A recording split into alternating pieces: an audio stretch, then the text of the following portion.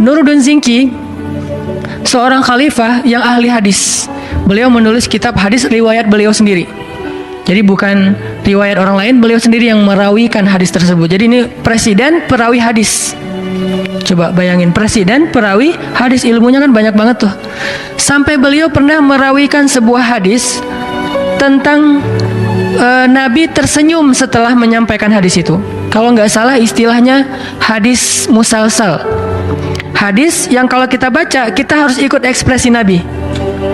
Kan banyak hadis tuh dibaca dengan nada yang berbeda dengan nada Nabi ya, sehingga kesannya berubah. Kayak misalnya Nabi nyampein gini, wahai anakku, kata Nabi kepada anak kecil Ibnu Abbas, jagalah Allah, Allah jaga kamu.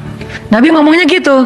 Pas dibaca sama khatib di atas mimbar, wahai anakku, gitu kan ya, jagalah Allah, sesungguhnya Allah, dan gitu. Jadi berubah kan, gara-gara berubah nada, kesannya Nabi lagi marah-marah, padahal Nabi nggak marah-marah. Nah, hadis ada yang memang kita membacanya dengan ekspresi Nabi. Kalau Nabi senyum, kita bacanya senyum. Kalau Nabi sedih, kita bacanya sedih.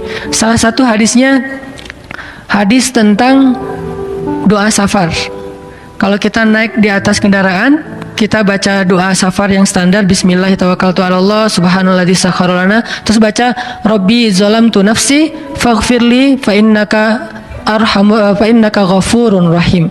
Wahai Tuhanku, aku sudah menzalimi diriku, ampunilah aku, siapa yang bisa mengampuni dosa selain Engkau? Engkau pengampun lagi maha penyayang. Lalu tersenyum.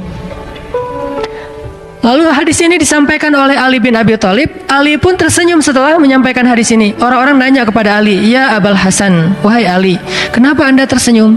Kata Ali, aku mendengar hadis ini dari Rasulullah SAW dan beliau tersenyum.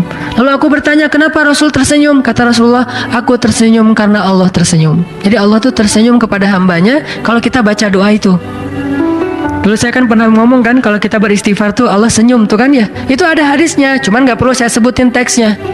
Nah itu salah satunya diriwayatkan oleh Nuruddin Zinki. Sehingga ketika Nuruddin menyampaikan hadis ini, beliau gak tersenyum, diam aja.